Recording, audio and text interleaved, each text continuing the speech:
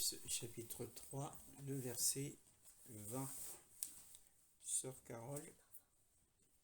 Voici, je me tiens à la porte et je frappe. Si quelqu'un entend ma voix et ouvre la porte, j'entrerai chez lui. Je souperai avec lui et lui avec moi. Amen. Amen. Entendre la voix du roi des rois. Parmi les amoureux de Yahushua, eh bien, qui ne donnerait pas tout ce qu'il a, ne serait-ce que pour entendre la voix du roi des rois, lui adresser quelques bonnes paroles. Alors ici, le défi est lancé, c'est à nous de le relever. Sommes-nous capables d'entendre sa voix, d'entendre audiblement sa voix nous parler?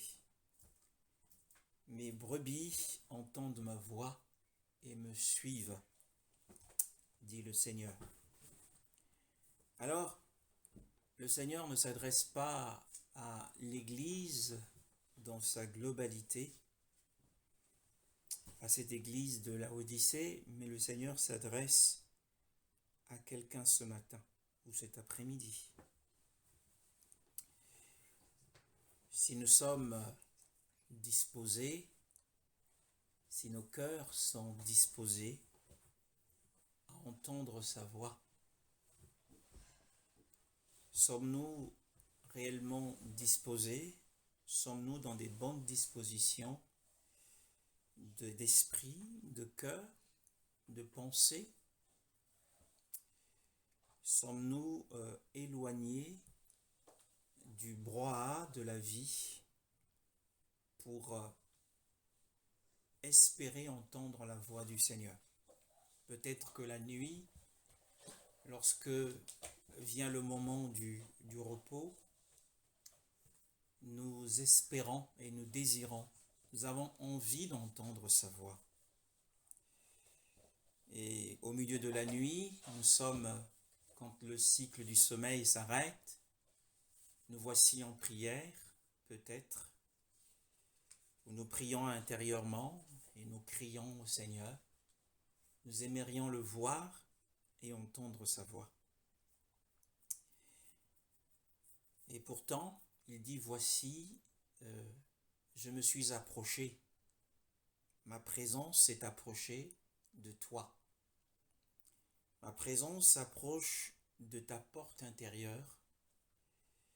Et à travers cette présence glorieuse, sachant encore une fois que la présence de Dieu ne se déplace pas sans sa gloire.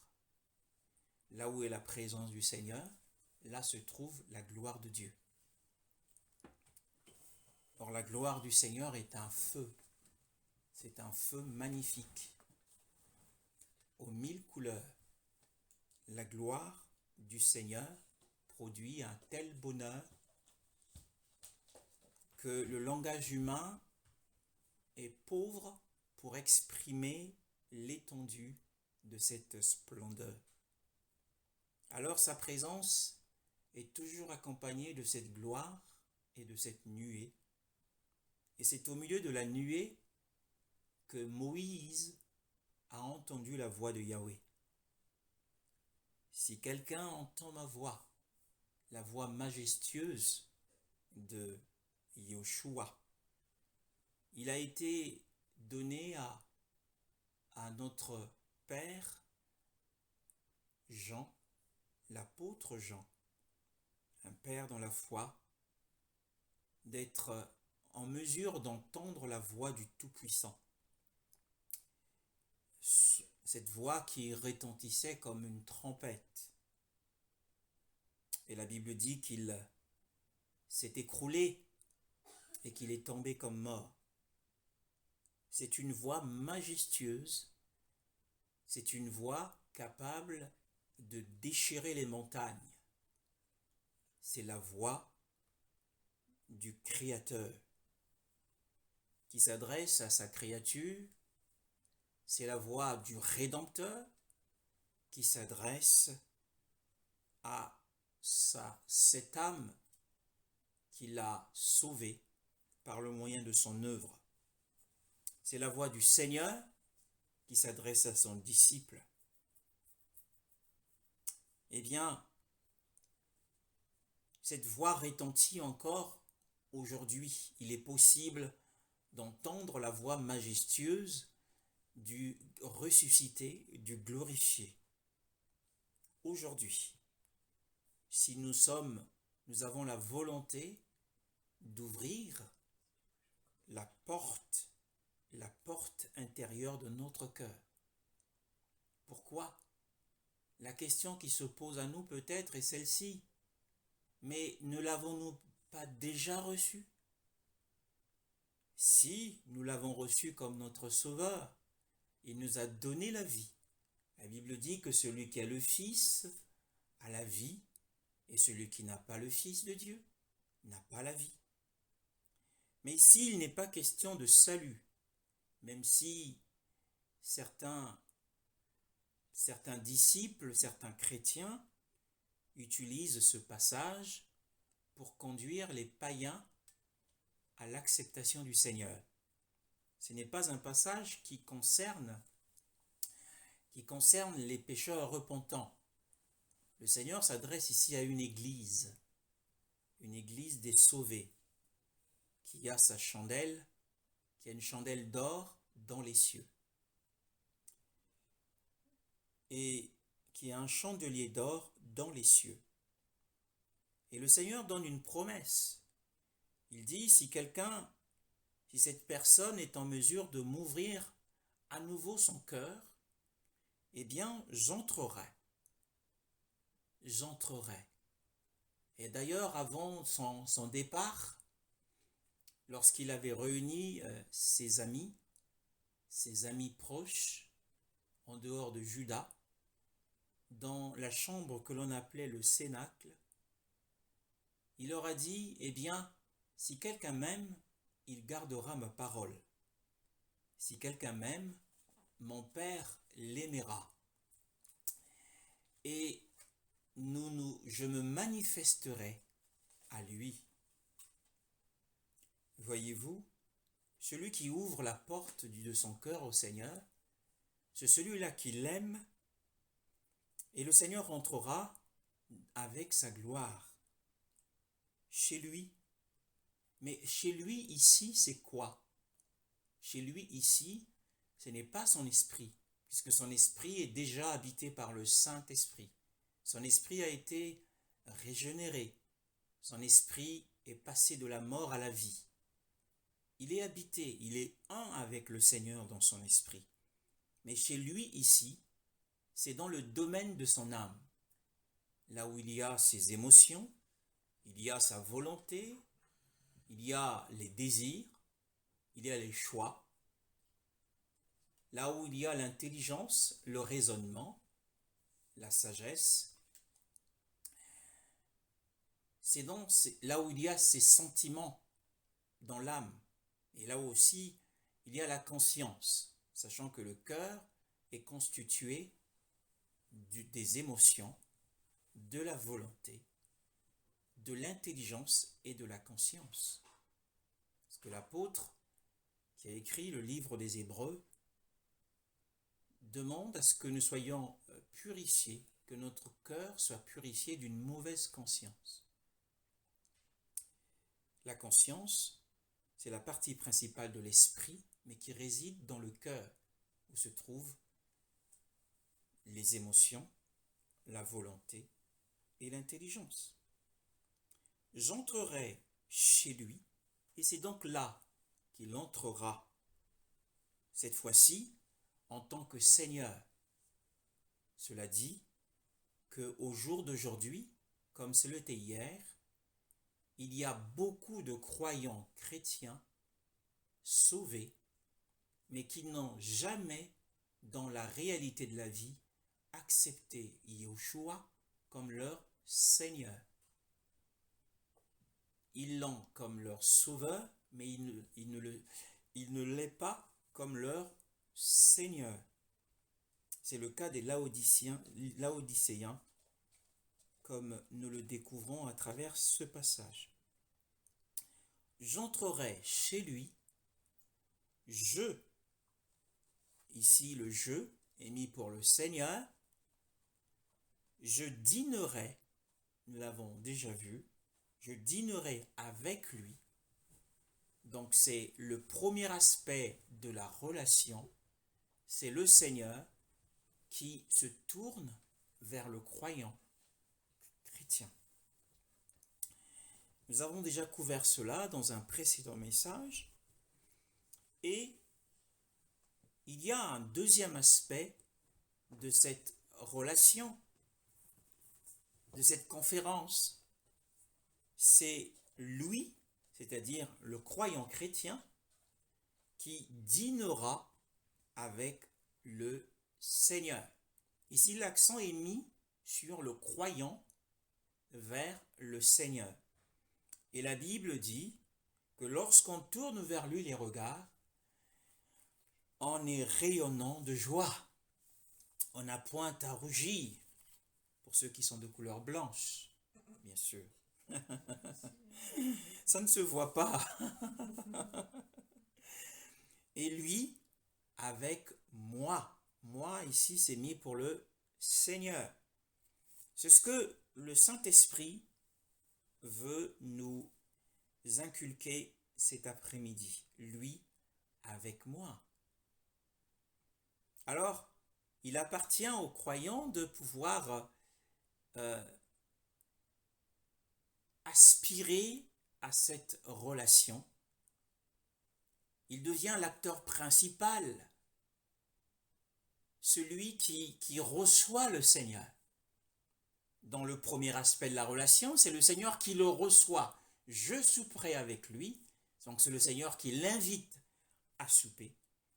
Mais cette fois-ci, c'est le croyant qui invite le Seigneur à dîner avec lui. Et de quoi est-ce que cela retourne-t-il? Quelles sont les conséquences d'une telle communion? Eh bien, les Écritures vont nous aider à comprendre de quoi il retourne. Nous allons précisément dans le livre du Cantique des Cantiques. Il n'y a pas de hasard avec le Seigneur, tout était bien inspiré. C'est d'ailleurs pour cette raison que j'ai demandé qu'on rechante le dernier chant une seconde fois, ce chant que nous avons chanté juste avant de commencer cet enseignement, qui en fait est tiré d'une parole du Cantique des Cantiques. Alors, le Cantique des Cantiques, chapitre 4, le Cantique des Cantiques, le chapitre 4, le verset 14 à 16.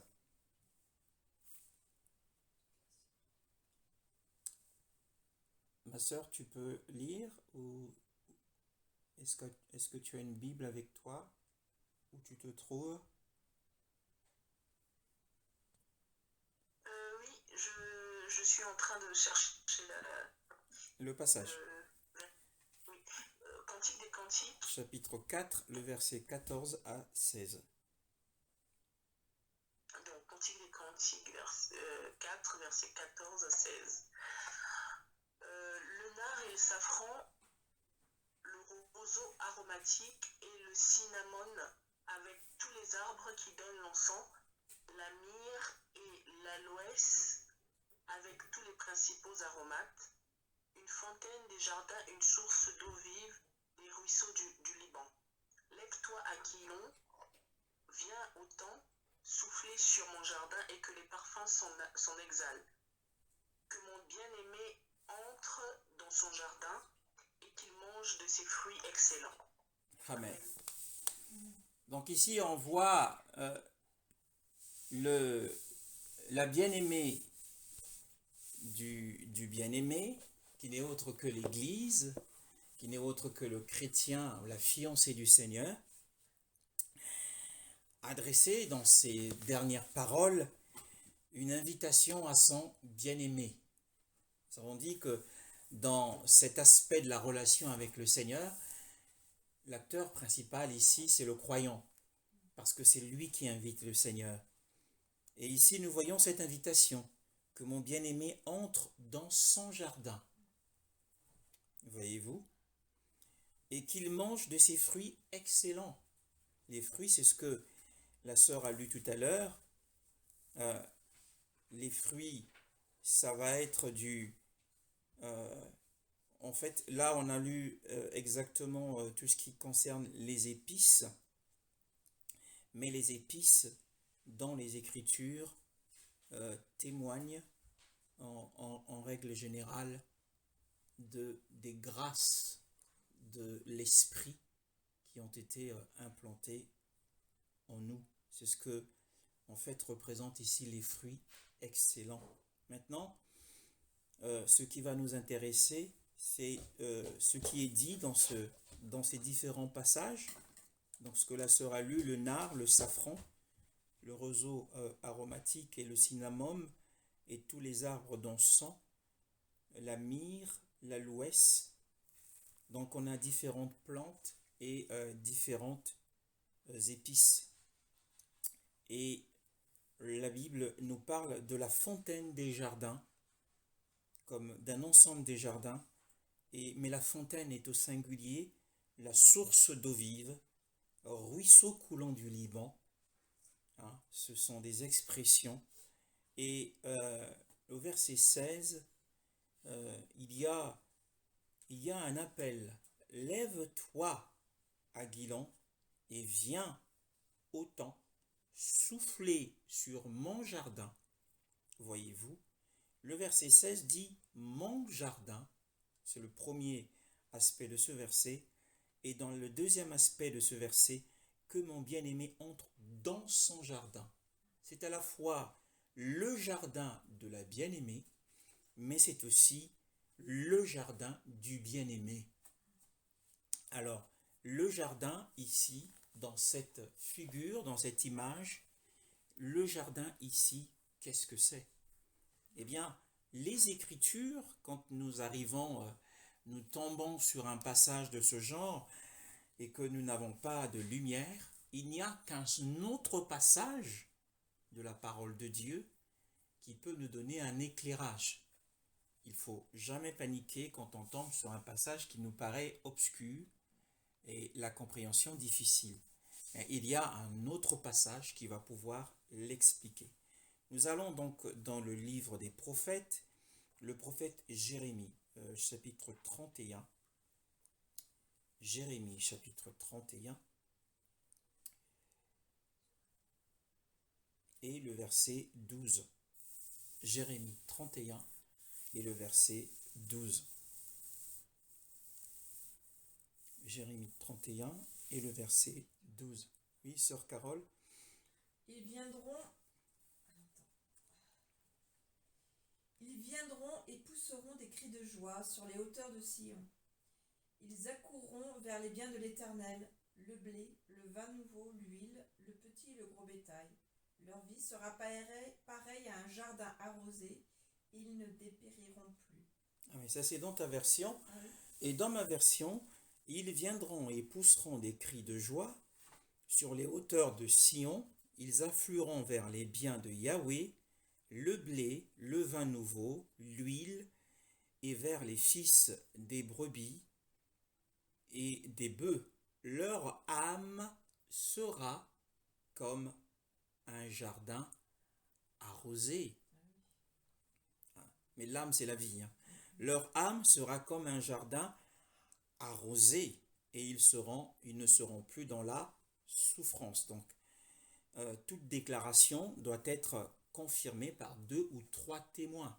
Donc, il y a un autre passage, cette fois-ci, c'est dans Ésaïe, au chapitre 58 et le verset 11. Ésaïe, au chapitre 58, le verset 11. Si la sœur divine est à la page, elle pourra faire la lecture. Ésaïe. L'Éternel sera toujours ton guide. Il rassasiera ton âme dans les lieux arides et il redonnera de la vigueur à tes membres. Tu seras comme un jardin arrosé, comme une source dont les eaux ne tarissent pas. Amen. Amen. Donc nous comprenons que à travers ces deux passages, ici il est dit tu seras comme un jardin arrosé.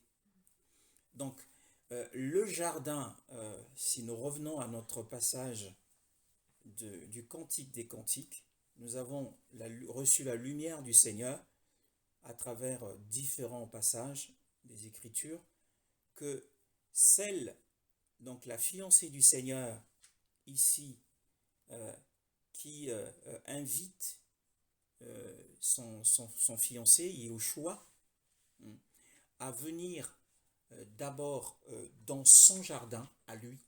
Donc c'est l'âme ici. Et qu'est-ce qu'une âme sous forme de jardin arrosé? C'est une âme qui a été lavée dans le sang précieux de l'agneau. C'est une âme qui a été sanctifiée. Voyez-vous? Et l'idée du jardin nous emmène à la création. Car c'est la première chose à laquelle le Seigneur a pensé après avoir créé le ciel et la terre. C'est de mettre en place un jardin. C'est la première pensée du Seigneur. Dans le livre de la Genèse au chapitre 2, la première pensée du Seigneur, c'était de mettre en place, de créer un jardin arrosé, puisque l'Éden ou le paradis d'Adam était arrosé par 4 fleuves. Voyez-vous? Donc, nous voyons qu'ici, une âme qui a été lavée par le précieux sang de l'agneau est semblable à un jardin arrosé, à un paradis, et devient un paradis, eh bien, l'âme qui a reçu Yahushua, sa présence glorieuse dans son âme. Alors là, c'est une communion qui n'a pas, qui est ce qu'on appelle indicible, une communion que l'on ne peut exprimer, puisque Yahushua, quand il entre dans ce jardin, il y entre avec sa gloire, et c'est un bonheur infini, puisque le jardin d'Éden, par définition, c'est un lieu de délices. Et d'ailleurs, le psalmiste David dit que en ta présence, il y a d'abondantes joies, et sur ta droite des délices éternelles. Donc, c'est la présence du Seigneur qui produit, qui a formé ce jardin. D'ailleurs, c'est pour cette raison que la fiancée du Seigneur ici dit que c'est le jardin du Seigneur. Donc, l'action est mise sur celui qui reçoit, et celui qui reçoit est dans une position de consécration, puisque son âme, il appelle son âme l'âme du Seigneur. Donc, il a tout consacré au Seigneur. Il lui a consacré ses émotions, il lui a consacré ses forces et faiblesses au niveau des émotions. Il lui a consacré, eh bien, tous les aspects de sa volonté, le vouloir, le désir, et le non-vouloir, la capacité. Tout se situe au niveau de la volonté. Il lui a confié toute son intelligence, toute sa sagesse, et cette consécration donne lieu à une communion que l'on ne peut exprimer ici. Hein? Et la fontaine ici, c'est encore Yahushua. Au verset 15, les jardins, ce sont les croyants dont les âmes ont été sanctifiées par le précieux sang de l'agneau. Et les fruits ici, dans ce jardin fleuri, il y a des plantes, il y a des arbustes, hein, et il y a des herbes portant des fleurs.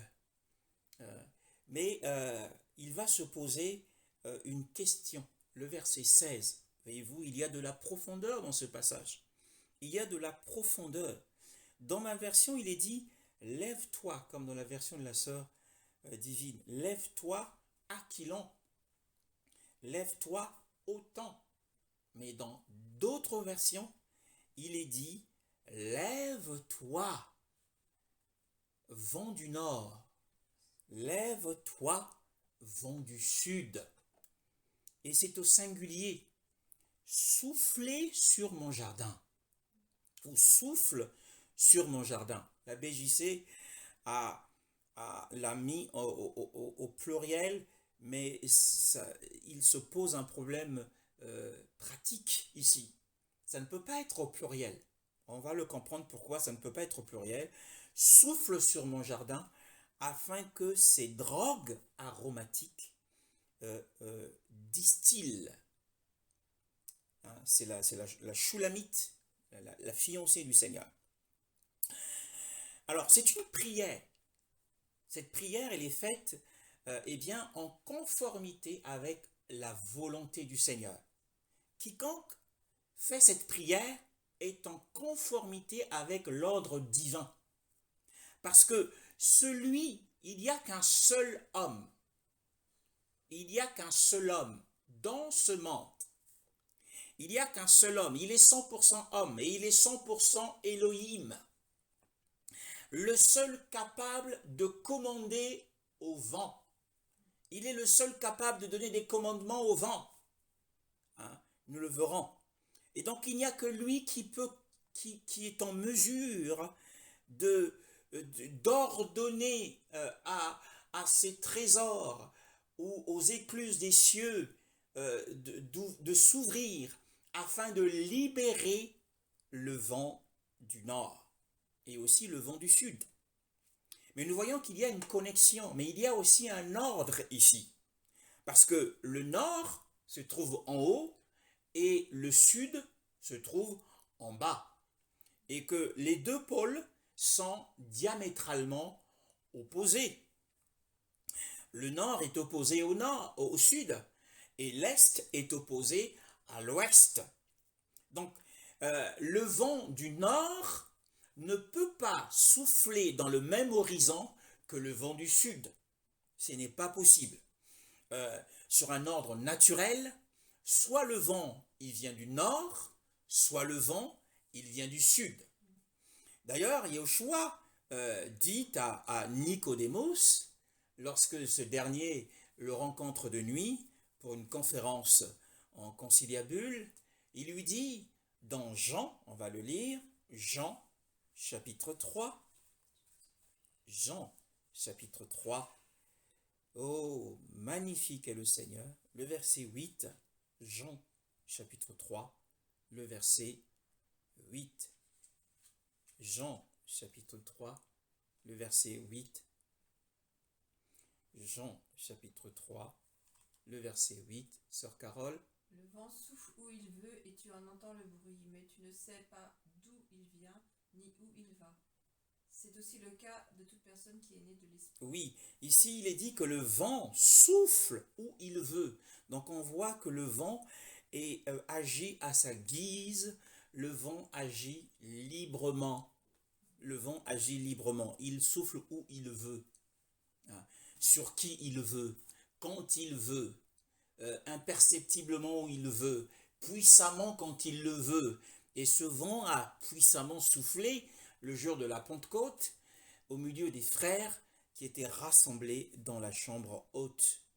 Et la Bible dit qu'il se fit un bruit semblable à un vent impétueux et il a rempli la maison où étaient assis les disciples du Seigneur en prière.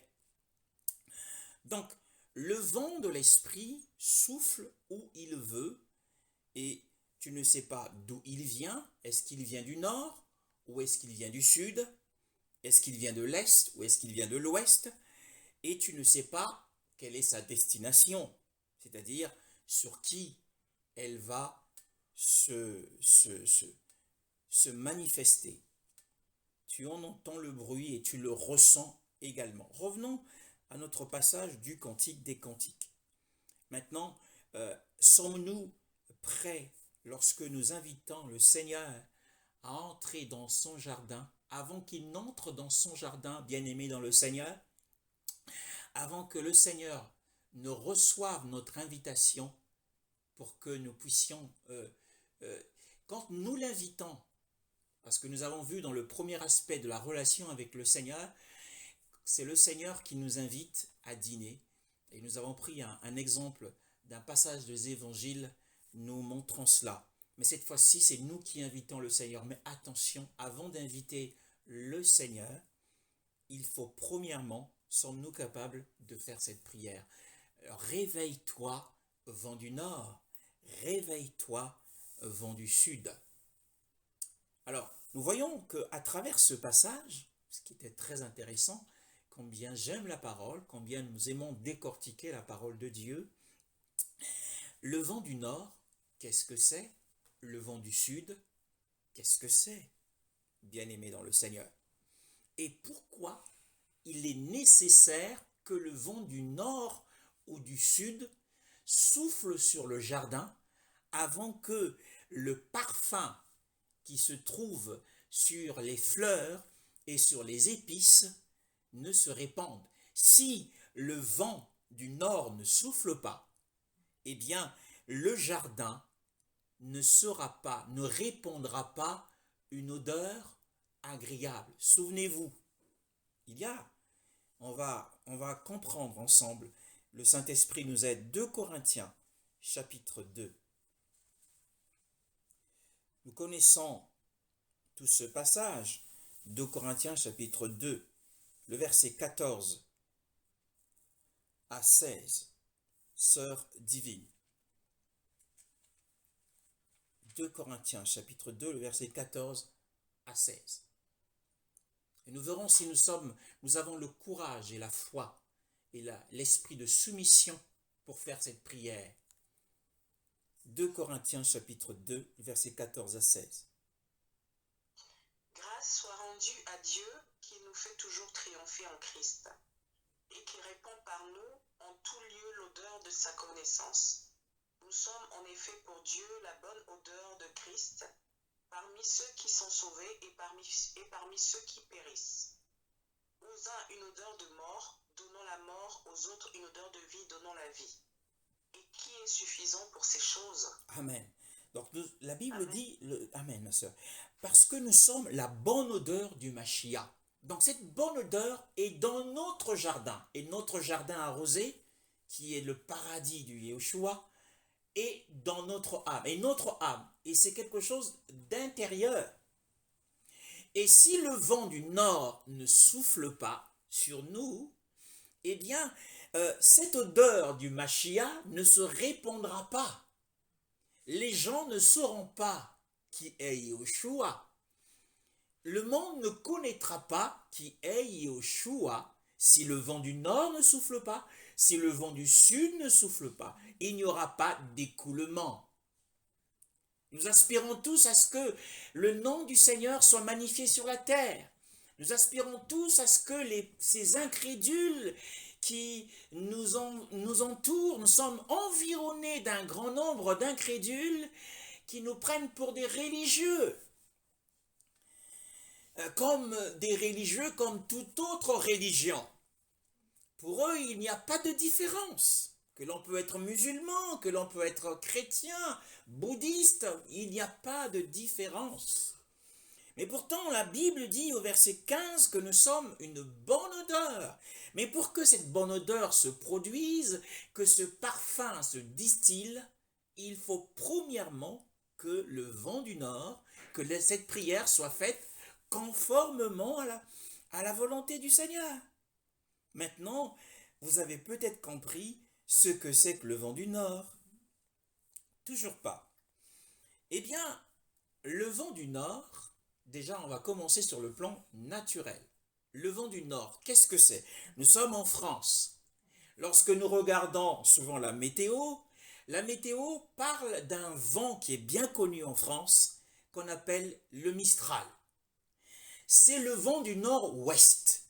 Quand ce vent souffle, on sait que nous sommes sur le point de vivre une vague de fraîcheur, une vague de froid comme jamais. Parce que le vent du nord est par définition un vent froid. Lorsqu'il souffle, eh bien c'est un vent mordant, hein, c'est un vent qui ne fait pas du bien normalement au corps, parce que le vent c'est un vent agressif, le vent du nord. Donc le vent du nord ici représente toutes les situations de la vie. Le vent du nord ici représente toutes les tempêtes de détresse de la vie.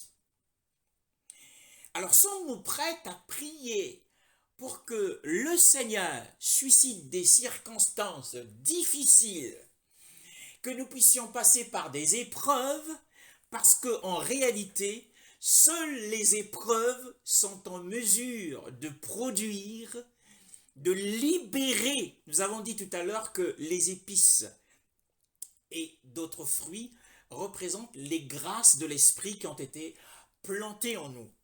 Ces grâces ne peuvent s'exprimer, se révéler, s'exercer, être rendues à l'évidence que dans la mesure où, eh bien, nous sommes confrontés à une forme d'affliction, à une forme d'épreuve. C'est ça le vent du nord. Lorsqu'il souffle, on a l'impression d'être renversé. Mais le but du vent, c'est un peu ce que disent les Écritures. Toute chose concourt au bien de ceux qui aiment Dieu et de ceux qui sont appelés selon son dessein. Dans cette mesure de communion avec le Seigneur, l'acteur, c'est le croyant. Et le Saint-Esprit, ici, va se servir, il va utiliser les circonstances, il va utiliser notre environnement pour notre perfectionnement, pour notre formation, pour emmener les aromates qui sont en nous, comme cela est écrit ici, les drogues aromatiques à pouvoir distiller. Un chrétien qui a compris cela, il comprend que le problème n'est pas à blâmer autour de lui, tu ne vas pas blâmer les gens autour de toi, mais que le problème vient de son cœur. Si ton cœur est réellement un jardin arrosé, peu importe les situations dans lesquelles tu te trouves. L'apôtre Paul ne dit-il pas que j'ai appris à vivre dans la disette, mais j'ai aussi appris à vivre dans l'abondance. Donc, quelle que soit la situation dans laquelle où l'on se trouve, si notre âme est un jardin arrosé par le Saint-Esprit de Dieu, nous sommes capables de vivre dans n'importe quelle situation, dans n'importe quel environnement, même si autour de nous il y a des méchants, même si autour de nous des gens nous critiquent et nous jugent, nous sommes en mesure de vivre dans ces situations. Parce que le vent du Nord va permettre, par exemple, la grâce de l'amour. Je vais donner un exemple de la grâce de l'amour. Vous êtes dans un milieu où les gens vous sont hostiles, les gens vous rejettent, les gens détournent leur regard vis-à-vis de vous. Mais puisque votre âme est un jardin arrosé par le Seigneur, le matin, lorsque vous vous êtes levé, vous avez été rafraîchi par le Seigneur. Alors vous arrivez au travail, vous tombez sur quelqu'un qui vous fait la tête, qui vous parle mal, qui vous agresse, mais ça ne va pas vous atteindre, parce que votre âme est un jardin arrosé. Et le retour que vous lui ferez est un retour d'amour, parce que votre cœur est rempli de l'amour de Dieu. Qui dit avoir l'amour de Dieu, c'est avoir l'amour pour tous les hommes. Ce qui est différent de l'amour fraternel. L'amour fraternel, c'est l'amour que l'on a pour les frères. Mais l'amour de Dieu dans notre cœur, c'est pour aimer tous les hommes, les bons comme les méchants. Alors, toute chose concourt au bien de ceux qui aiment Dieu. Hein? Voyez-vous, même le péché d'Adam, avec ses conséquences gravissimes et néfastes sur l'humanité, était nécessaire, a rendu possible l'arrivée du Messie. Sans le péché d'Adam, le Messie ne se serait pas révélé. Donc, le péché d'Adam, le Seigneur s'est servi du péché d'Adam pour faire venir le Rédempteur qui est Yeshua. Et donc, le Seigneur permet toute chose, bien aimé dans le Seigneur. Il va permettre que le péché atteigne, que le péché t'atteigne quelquefois, afin de te conduire au brisement, hein, et de réduire l'orgueil dans ton cœur et de faire manifester la grâce de l'humilité. Et tous ceux qui te contacteront ressentiront cette humilité, cette qualité rare que l'on trouve chez les humains, qui est l'humilité.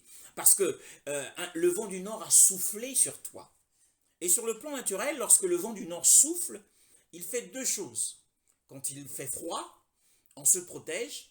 Si l'on ne protège pas certaines parties du corps, ces parties du corps peuvent être agressées. Les mains peuvent être agressées par le froid. Les oreilles peuvent être agressées par le froid.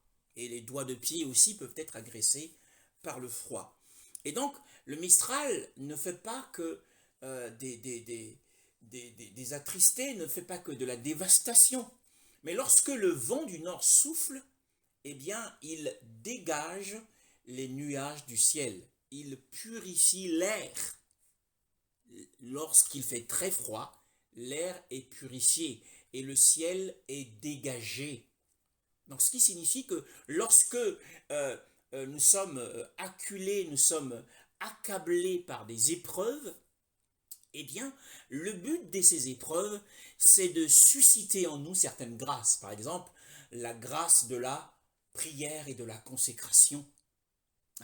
Nous sommes éprouvés, et lorsque nous sommes éprouvés par quelque chose, eh bien, cela va réveiller en nous la grâce de la prière et de la consécration.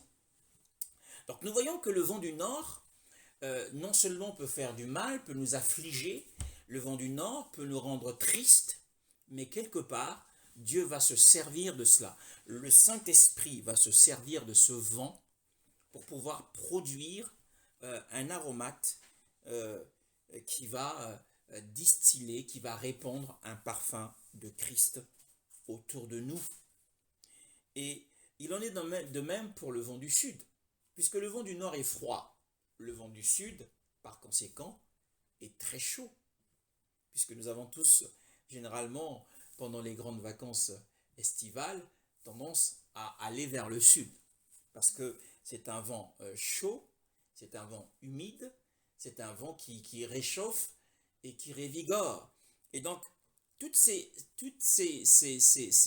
phénomènes et ces éléments sont nécessaires à la fois pour... le jardin a besoin quelquefois de cette fraîcheur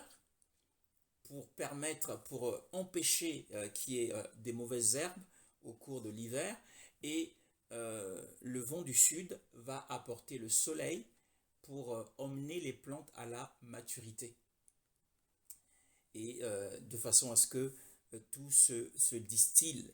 Donc, bien-aimés dans le Seigneur, pour que Yeshua puisse déguster les fruits excellents qui viennent de nous, il est nécessaire, dans cette partie de la communion avec le Seigneur, de prier en communion, en accord avec le Saint-Esprit, pour qu'il fasse lever continuellement dans nos vies les différents vents. Mais ces vents ne soufflent pas,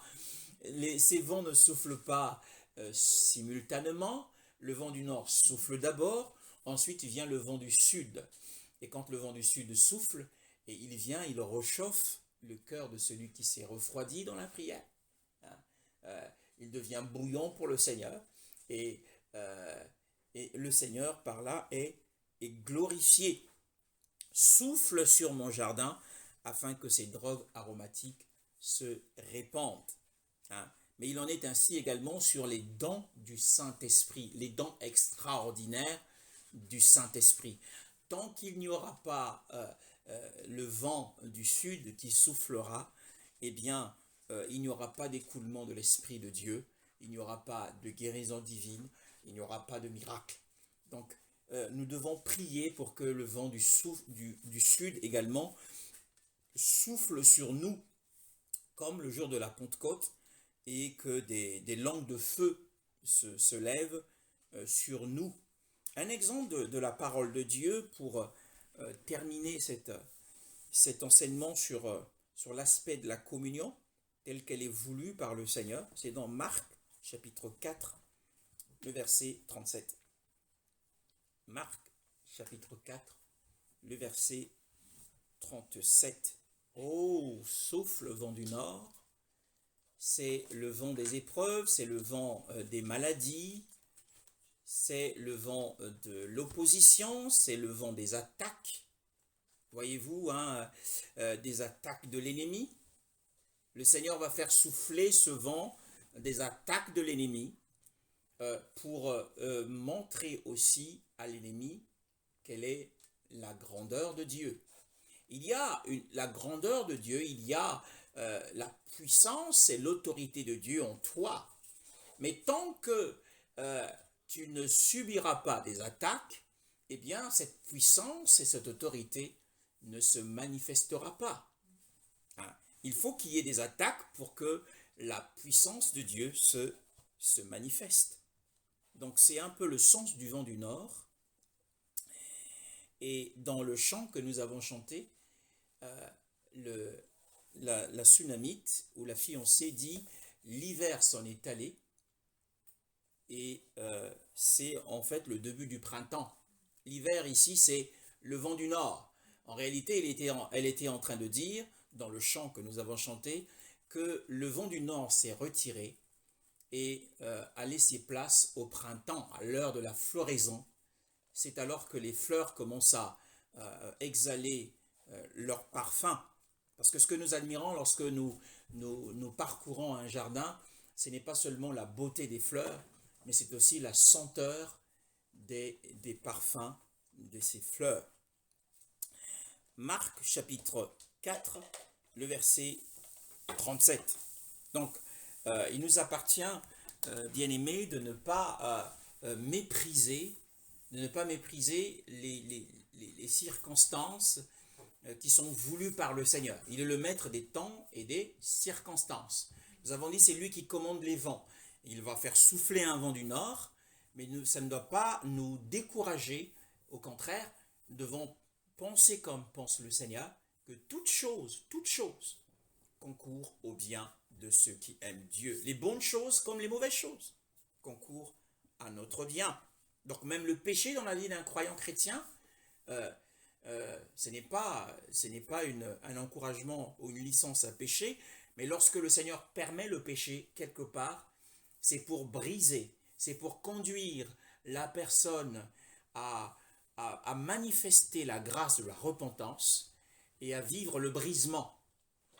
Quand nous considérons par exemple la vie de David, à quel point le Seigneur a permis le péché dans la vie de David, et nous voyons à travers les psaumes comment David s'était humilié devant le Seigneur.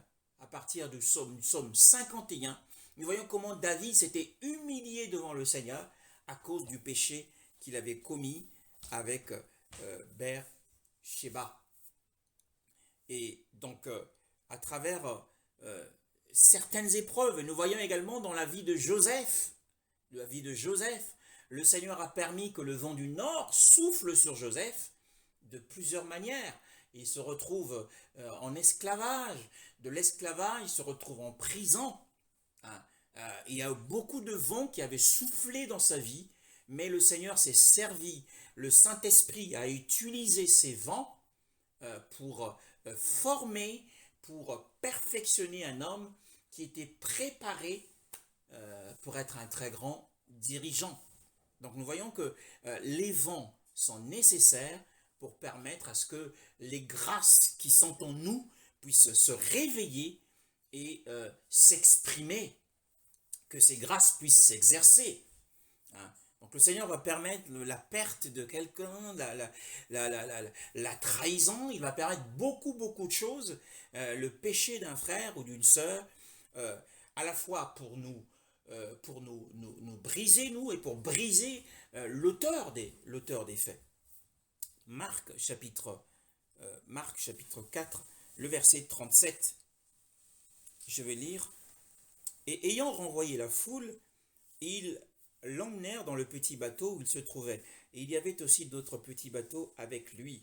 Et un grand tourbillon de vent survient, et les flots se jetaient dans le bateau au point de le remplir. Et lui, il était à la poupe, c'est-à-dire à l'arrière du bateau.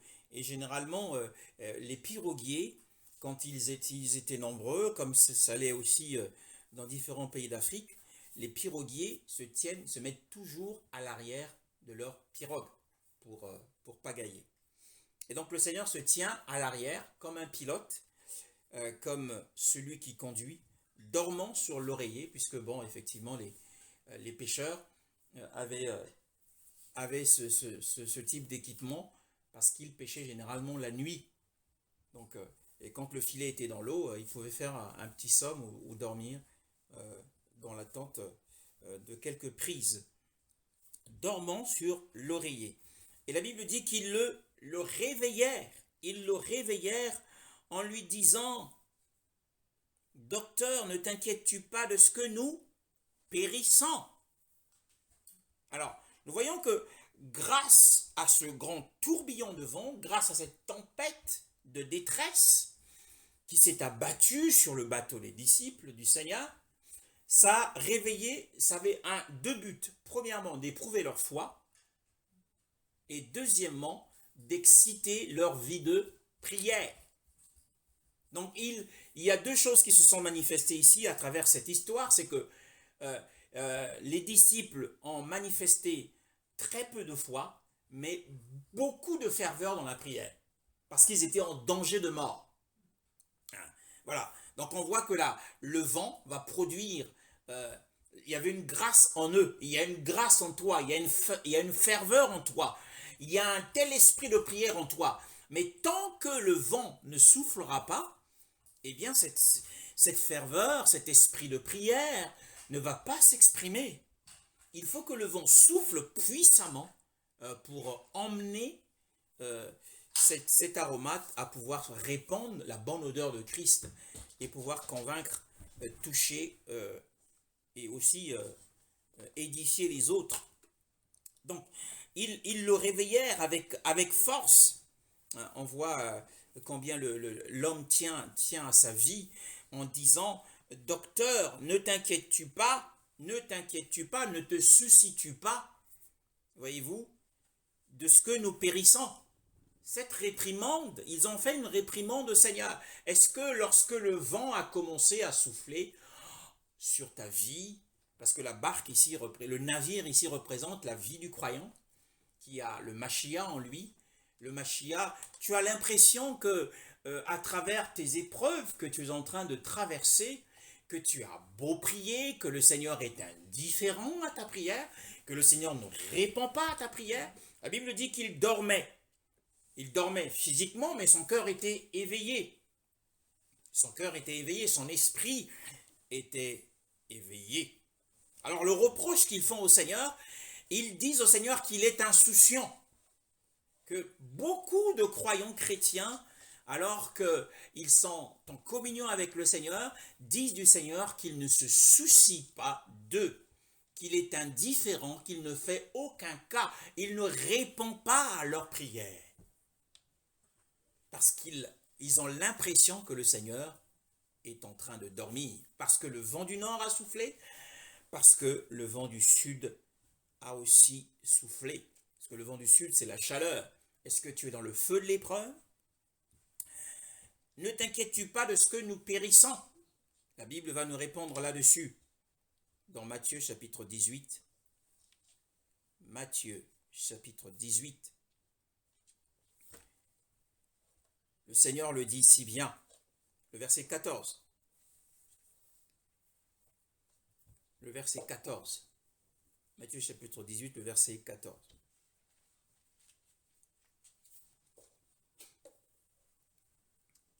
De même, ce n'est pas la volonté de votre Père céleste qu'il se perde un seul de ses petits. Amen.